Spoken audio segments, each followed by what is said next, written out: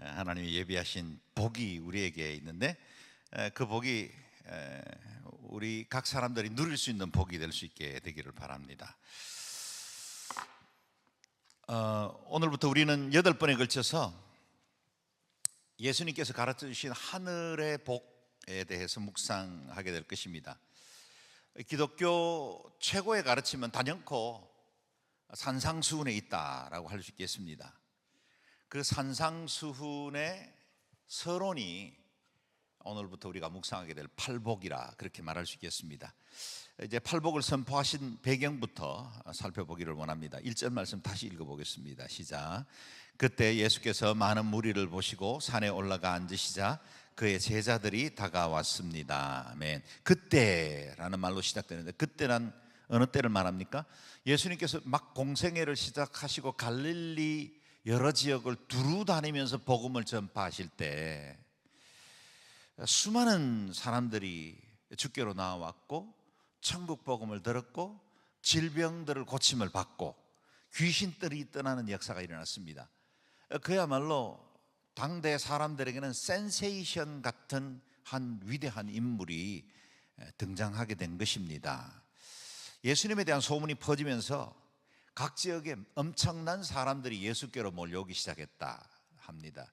당시에 CNN이 있었던 것도 아닐 테고 트위터나 오늘날처럼 카톡이 있었던 것도 아닐 텐데 사람들의 입에서 입으로 예수님에 대한 소식이 전파되었고 많은 사람들이 주님을 뵙기 위해서 그 앞으로 나아오던 바로 그때였습니다.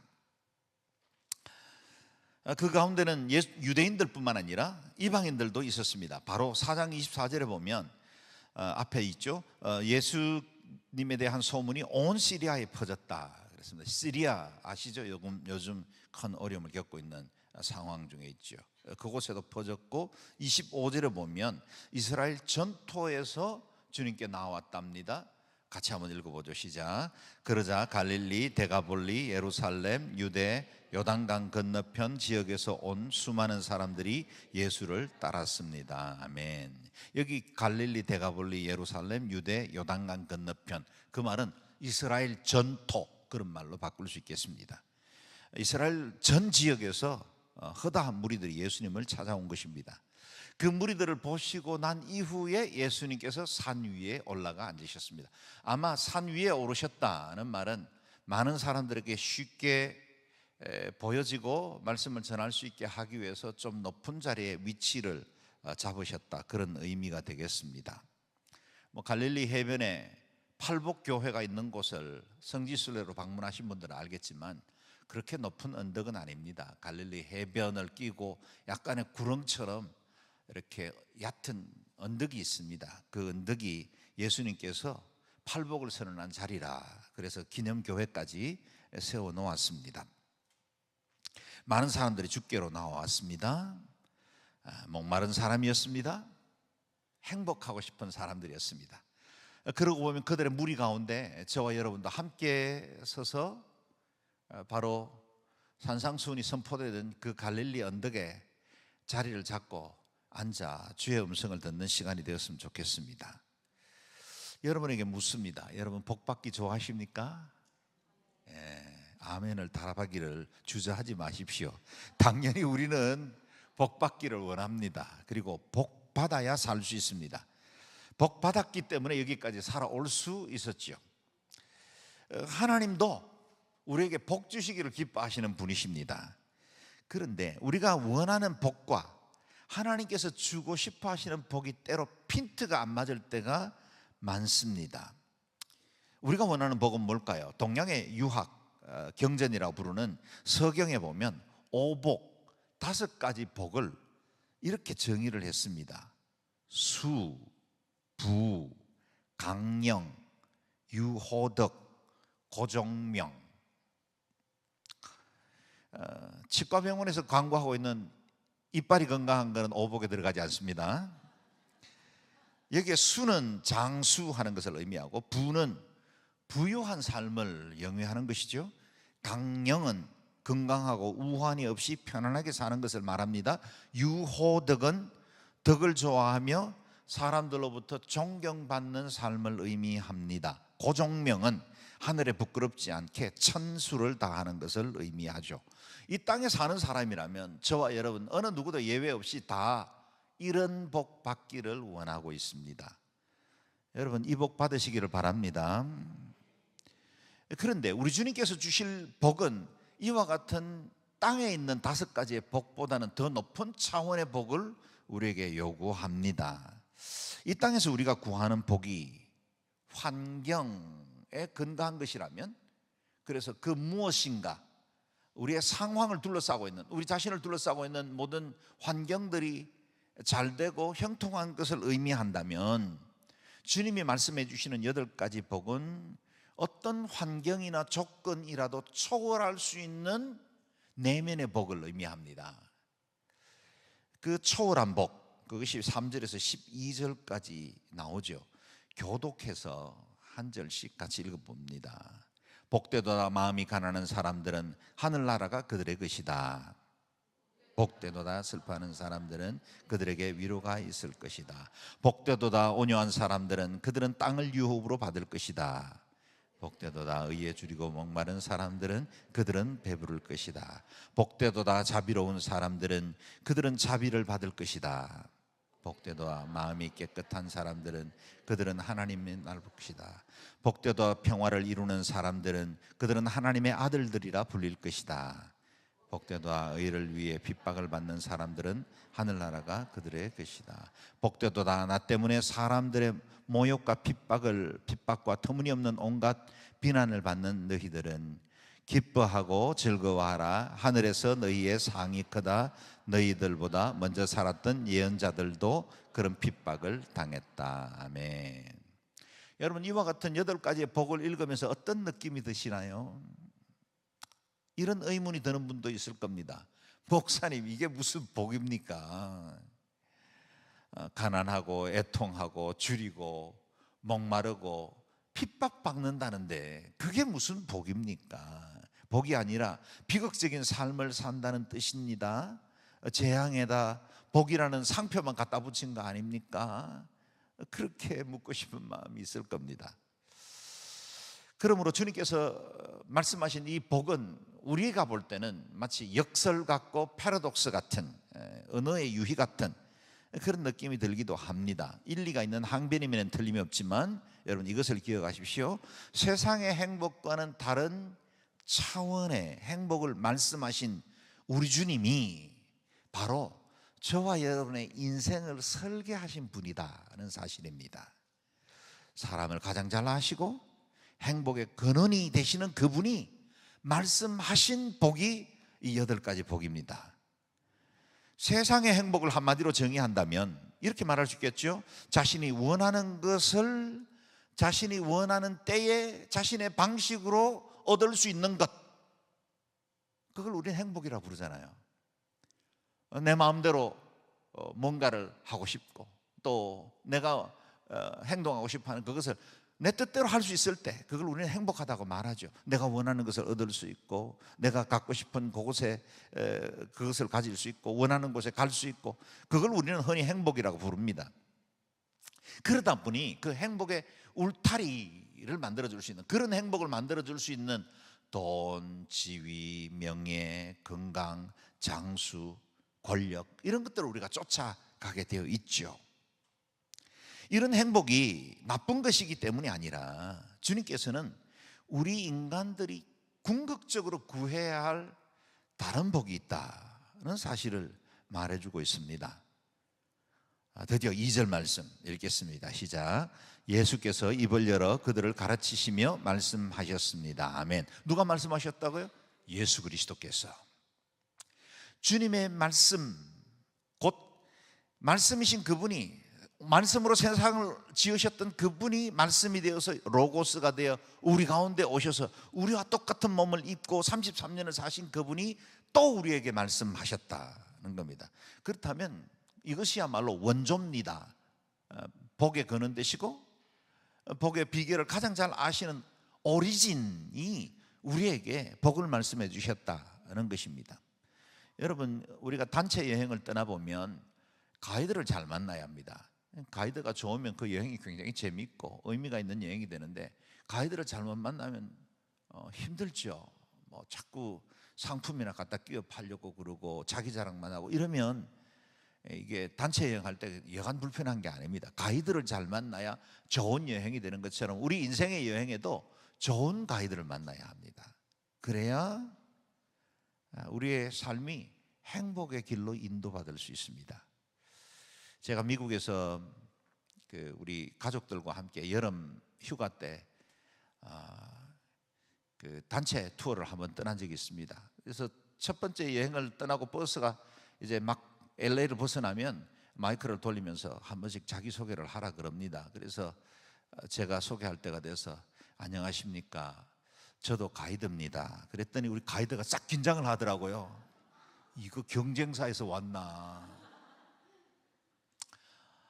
제가 안내하는 이 길은 영원한 행복으로 안내하는 길입니다.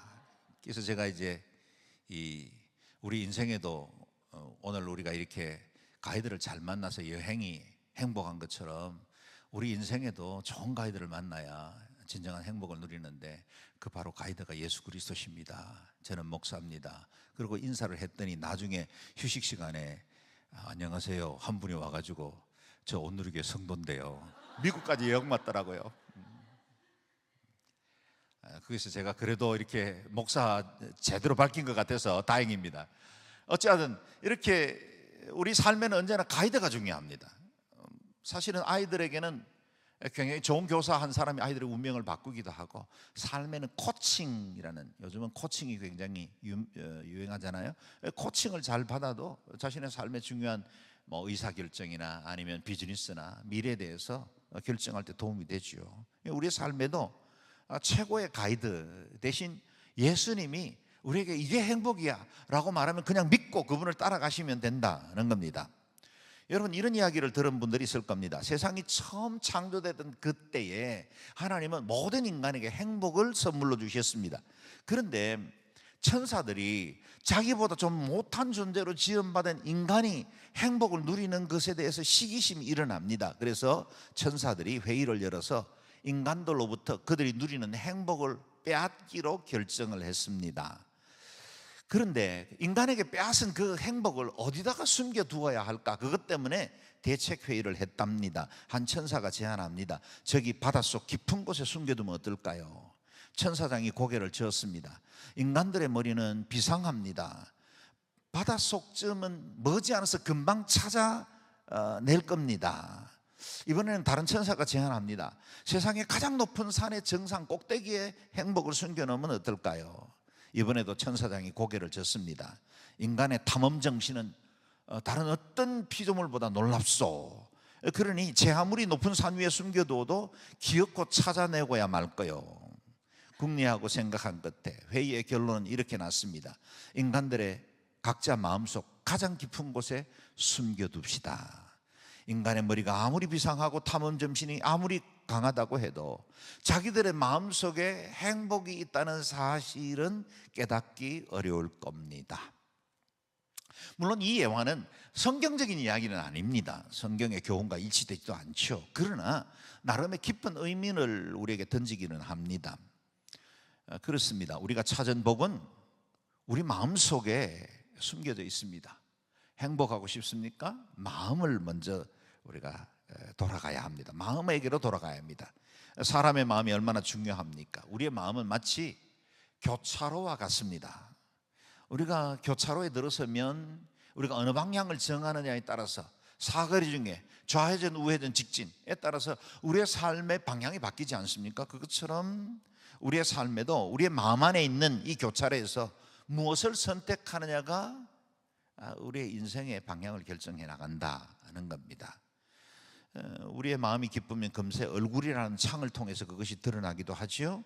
뿐만 아니라 곁에 있는 사람들에게도 기쁨을 주는 얼굴이 됩니다. 행복이 전달되죠.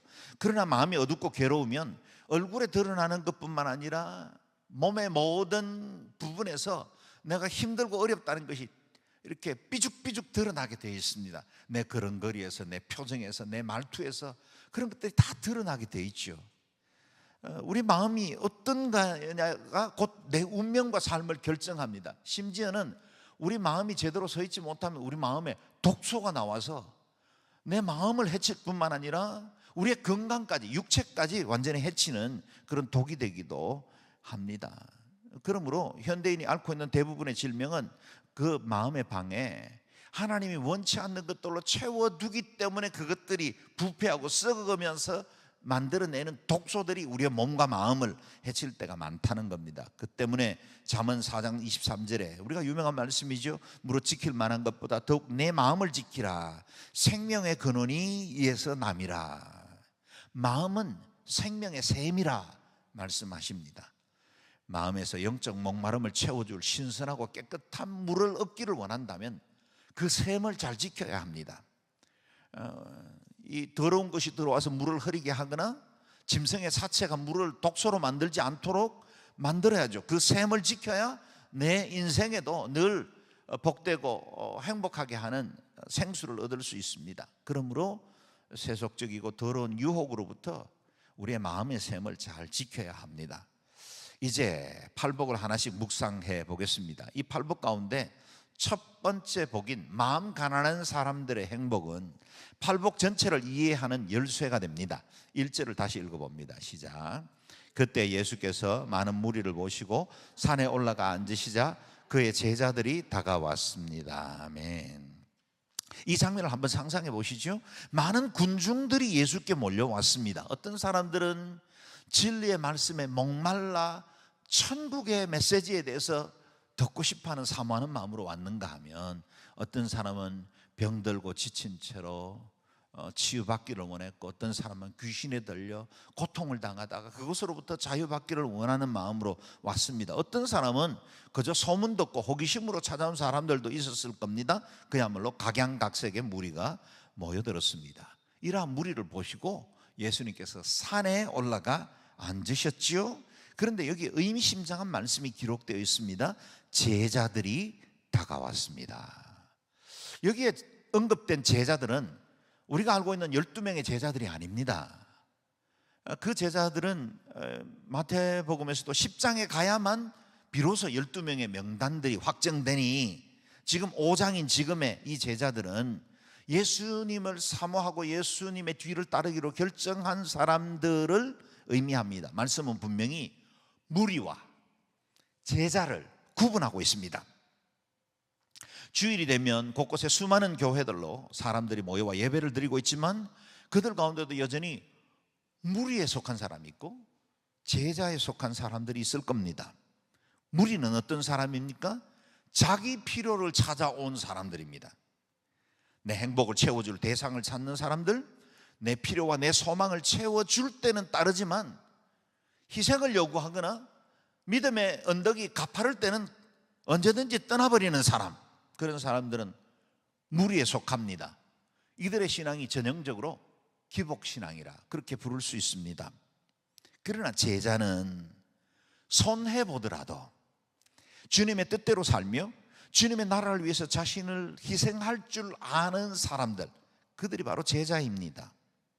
무리에게는 신앙만 요구되지만 제자들에게는 순종의 삶이 요구됩니다. 그래서 무리에서 신자로, 신자에서 제자로 나아갈 때 온전히 산상수훈의 팔복을 누리는 하늘의 복을 가진 사람들이 될 수 있다는 겁니다. 그래서 우리는 스스로에게 물어보아야죠. 나는 무리 중에 한 사람인가? 아니면 제자에 속해 있는 사람인가? 주님의 산상설교는 무리에 속한 사람들에게는 적지 않는 부담을 안길 수 있습니다. 그리고 이 8가지 복을 말할 때 아마 무리에 속한 사람들은 금세 주님을 떠났을 수도 있겠습니다. 이건 복이 아니라고 여기기 때문이죠. 산상수훈은, 그리고 팔복은 우리에게 값싼 은혜를 거절합니다.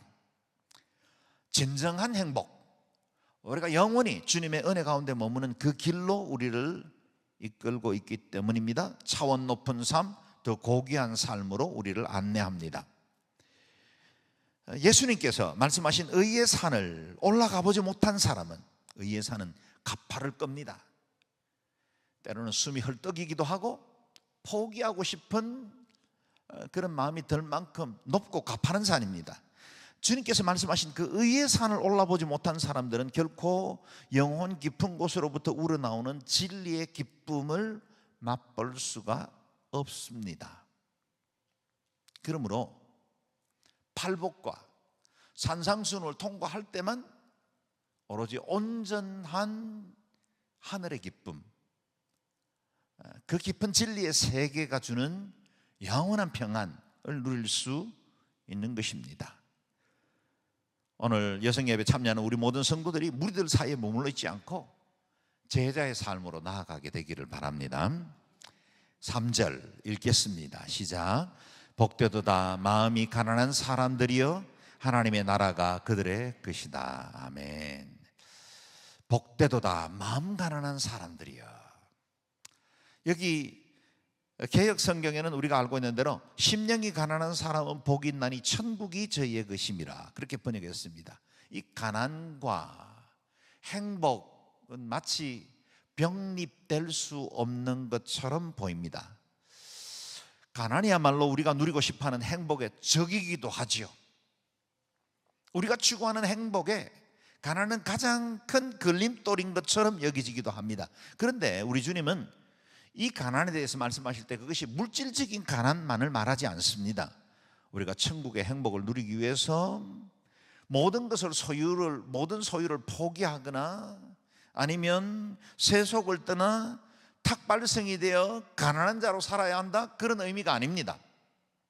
주님이 말씀하시는 천국은 우리를 기도원으로 안내하는 게 아닙니다. 세상 한가운데 살아가면서 우리가 가져야 할 심령의 태도를 말해주고 있지요. 마음 가난하다는 말은 어떤 상태를 말합니까? 하나님 앞에 자신의 실존을 잘 아는 상태를 의미합니다. 자신의 실존. 다시 말하면 마음 가난한 사람은 자신의 죄를 깨닫고 우리 안에 아무런 선함도 없다는 사실을 아는 사람입니다. 마치 오늘 아침 큐티 말씀에서 다윗이 고백한 것처럼 모태에서부터 어머니의 태로부터 내가 죄인으로 태어났고 그가 지은 수많은 죄로 인해서 하나님의 은혜가 없이는 자신에게는 아무런 소망도 기대도 없는, 그야말로 영적 파산 상태라는 사실을 인지하는 사람, 그런 사람들이 마음 가난한 사람이다는 겁니다. 그때 우리는 바로 하나님의 은혜와 긍휼의 자리로 나아갈 수 있습니다. 오늘 아침 큐티에서도 다윗이 철저히 자신의 죄에 대해서 자복하고 무릎을 꿇고 눈물로 그의 침상을 띄울 때 비로소 하나님의 자비, 그분의 긍휼, 길이 참으심, 그것을 얻을 수가 있었던 겁니다.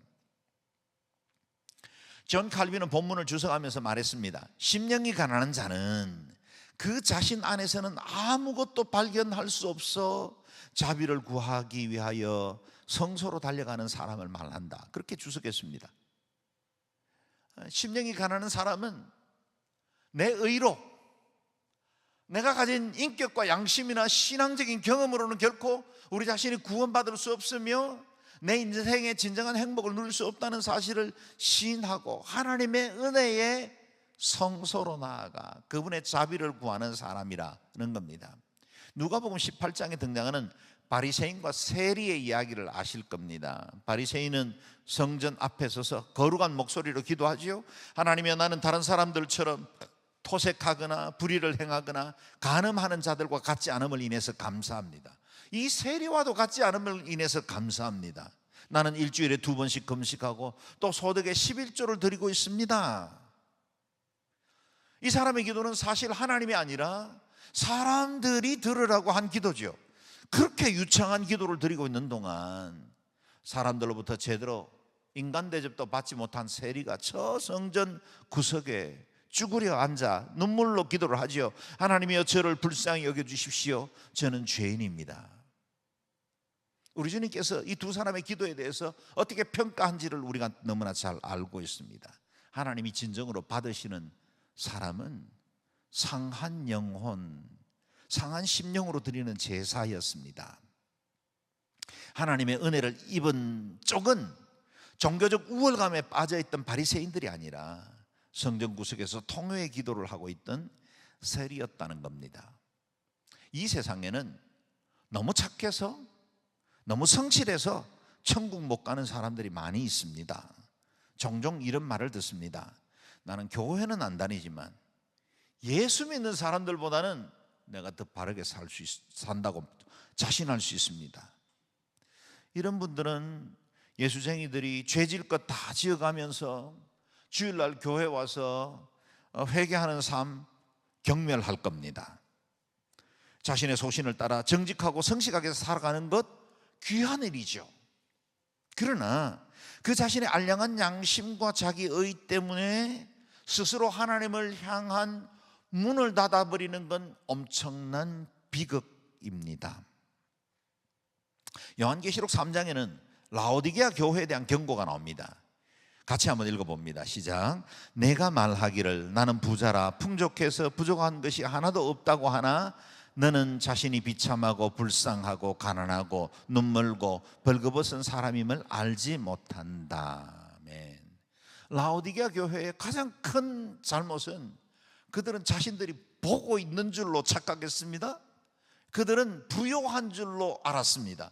그들은 지금 꽤 괜찮은 옷을 입고 있는 줄 알았는데 하나님의 평가는 아니었다는 거예요. 7별 사이를 다니신 예수 그리스도께서 평가하시기를 너는 불쌍하고 비참하고 가난하고 눈멀고 벌거벗은 사람이다. 여러분, 이게 하나님의 평가와 우리의 평가가 다를 수 있다는 거예요. 당시 라오디게아는 여러 오가는 대상들의 교역로에 있어서 많은 사람들이 부를 누리고 있었고 그들이 가지고 있는 특별한 산업을 통해서 주변 지역들에게 영향력을 끼치는 그런 도읍이 되어 있었습니다. 그곳에 있다 보니 그들의 눈과 마음이 높아져 있고 당연히 그런 줄로 알고 있었다는 겁니다. 그런데 하나님의 평가는 전혀 달랐습니다. 저는 오늘날 우리 한국교회가 이런 평가를 듣지 않을까 두려운 마음을 갖고 있습니다.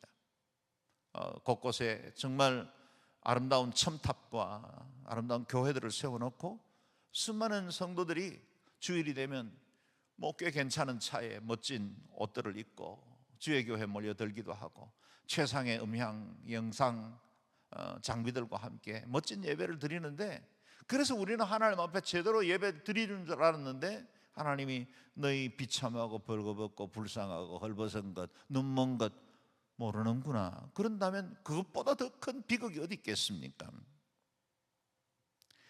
많은 사람들이 자신의 선한 행위와 양심을 믿고 마음의 부자가 되어버렸습니다. 그들은 하나님을 의지해서 사는 것은 부끄러운 것이라고 생각합니다. 그것 때문에 가진 재물이 걸림이 되고 화려한 이력이 그리고 확보된 위치가 사람들로부터 받는 칭찬과 인정이 영생의 길을 막아버리고 또 하나님 은혜의 통로를 막아버리는 일들을 행하기도 한다는 겁니다. 의사의 필요를 느끼는 사람은 병든 사람이지 건강한 사람이 아닙니다. 자신이 건강한 줄로만 알고 있는 사람은 의사를 찾지 않죠. 건강하고 우리가 평안하게 살아가면 병원이 어디에 있는지조차 별로 관심이 없습니다. 그러나 우리가 병들고 몸에 어려움이 생기면 그제서야 의사란 존재를 찾는 것처럼 죄의 암세포가 모든 사람들 안에 자리 잡고 있는데도 사람들은 자신이 건강한 줄로 착각하고 영혼의 의사 대신 주님께로 나아오지 않는 것이 오늘 이 시대의 불행이기도 하다는 겁니다. 마음이 가난한 사람의 특징은 의에 줄이고 목마른 사람들입니다. 주님께 가까이 가면 갈수록 주님을 더욱더 사모하게 됩니다. 마음이 가난해지면 이어지는 복들 애통해야 할 줄 알게 됩니다. 마음 가난한 자가 온유한 사람들입니다. 마음 가난한 사람이 청결한 마음을 소유합니다. 그들은 의를 위해서도 기꺼이 핍박받을 각오가 되어 있는 사람들이죠. 그게 바로 마음 가난한 사람입니다. 팔복은 마음 가난함에서부터 출발합니다. 그리고 더욱더 겸비해지고 하나님께는 더 목말라 합니다. 세상 살아갈수록 더욱더 자기 자신에 대해서 자신이 없어지는 사람입니다. 죄의 무게가 더 크다고 느끼게 됩니다. 자신의 죄의 실체와 자신의 그 의롭지 못한 그 내면을 더 깊이 깨닫게 됩니다. 이런 사람들이 영적 파산 상태, 마음 가난한 상태의 사람들이다는 겁니다. 마음 가난한 사람들이 그러면 어떻게 행복해질 수 있을까요? 마음 가난하다는 말은 마음에 여백이 많은 상태를 의미합니다. 빈자리가 큰 만큼 주님을 사모하는 공간이 많이 남아 있습니다. 내 빈자리가 큰 만큼 성령님께 내 삶의 영역들을 맡기고 성령님이 마음껏 활동할 수 있도록 내어줄 수 있는 겁니다. 성지순례를 가보신 분들은 베들레헴 예수 탄생 기념교회를 방문하기도 합니다. 요즘 베들레헴 지역 갈 수 있는지 없는지는 모르겠어요. 계속 이 팔레스타인 사람들과의 갈등 때문에 때로는 열렸다가 때로는 닫혔다 하는데요. 뭐 우리 제 목사님 딸 가은이는 베들레헴에서 태어났습니다. 예수님과 거의 같은 고향을 가지고 있는. 근데 베들레헴에 가면 예수 탄생 기념교회가 있는데 주후 531년에 유스타니우스 황제가 완공했는데 아직도 거의 원형 그대로 그 건물이 남아 있습니다. 그런데 그 교회로 들어가는 입구는 한눈에 보기에도 여러 번 고친 흔적이 나타나 있습니다. 16세기경에는 높이 1.2m, 폭이 80cm 밖에 되지 않는 공간만 막아놓고 그 큰 돌문을 나머지는 돌로 다 막아버렸습니다. 어느 누구도 말이나 마차를 타고 교회에 들어가지 못하게 하기 위한 것이라 합니다. 일명 겸손의 문이라 그렇게 부르죠. 누구든지 허리를 꼿꼿하게 세우고는 그 교회 예배당 안으로 들어갈 수 없습니다. 몸을 바짝 낮추어야 합니다. 1.2m면 저도 아주 많이 수그려야 들어갈 수 있는 정도의 높이입니다. 자동적으로 굽혀 경배하듯이 주의 전으로 들어가게 됩니다. 교황이든 황제이든 사제이든 부자이든 가난한 사람이든 누구든지 몸을 낮추는 사람만 들어갈 수 있게 만들어 놓은 교회입니다. 하나님의 아들이신 예수께서 가장 낮고 천한 마국간에서 태어나셨다는 사실을 기억하게 하기 위해서 겸손의 문을 만들었고, 겸손하게 자신을 낮추는 사람들만 그분께 합당한 경배를 드릴 수 있다는 사실을 문에서 형태적으로 보여줍니다. 여러분 아십니까? 마음 가난한 사람만이 천국문을 통과할 수 있습니다. 천국문은 높이가 너무 낮아서 뻣뻣하게 고개를 들고 있는 사람들은 들어갈 수가 없는 겸손의 문입니다. 우리가 요한계시록에서 본, 그리고 그때 그려놓은 그 천국문은 12진주 대문이고 그 앞에는 황금길이 열려있고 유리바다가 깔려있겠지만, 그러나 실제로 그 천국문에 들어가는 자격을 가진 사람들은 철저하게 자신을 낮추고 무릎 꿇은 사람들에게만 열려있는 문이 됩니다. 그래서 가장 낮춘 그가 그렇게 거대하고 부유하고 완전한 천국을 소유하는 비밀을 갖게 하시는 겁니다. 가장 가난해진 사람이 가장 부유한 천국을 얻습니다. 주님이 가르쳐 주신 천국은 우리가 죽음이란 강을 건넌 후에 들어가게 될 영원하고 완전한 나라일 뿐 아니라 동시에 이곳에서 지금 우리에게도 임하는 나라이기도 합니다. 내 마음에 주님의 온전한 통치가 이루어지면 내 마음이 천국이 됩니다. 그 나라의 주인이신 예수님께서 내 인생을 책임지시고 내 삶의 모든 영역들을 선한 길로 인도하실 수 있도록 내어드리는 상태, 그것이 마음 가난한 사람입니다. 그러고 보면 마음 가난하다는 것은 예수님으로 채워질 수 있다는 뜻이요, 성령에 활동할 수 있는 영역을 제공했다는 뜻이니 그 누구보다 행복하고 보증되고 완전한 삶이 되지 않겠습니까? 가장 가난한 자가 가장 부유한 자가 되는 이 축복, 여러분도 누리실 수 있게 되기를 바랍니다. 여호와를 자기 하나님으로 삼는 백성은 복이 있다고 하십니다. 오늘 본문을 묵상해 보다 보면 팔복은 우리가 받을 8가지 복이라기보다는 하나님의 복을 누리는 사람의 8가지 성품이라는 사실을 알게 됩니다. 그래서 지금부터 우리가 묵상하고 또 묵상하게 될 팔복은 천국을 소유한 사람들의 성품이다, 그렇게 이해하시면 되겠습니다. 성품은 내 인격과 삶에서 우러나오는 향기가 아닙니까?